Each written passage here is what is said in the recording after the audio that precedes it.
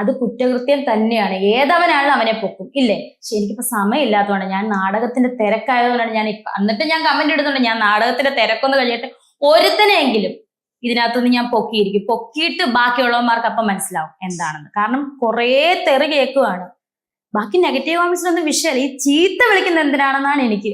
ഇതെല്ലാം കൂടെ എന്നെ ഇപ്പൊ ബോൾഡ് ആക്കി തീർത്തേക്കുമാണ് സത്യം പറഞ്ഞത്.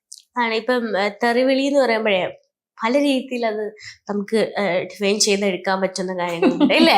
എനിക്ക് തോന്നുന്നത് പല രീതിയുണ്ട്. എനിക്ക് തോന്നുന്ന ഉദ്ദേശം എന്താന്ന് രേണു ചേച്ചിക്ക് മനസ്സിലായിട്ടുണ്ടാവും അല്ലേ?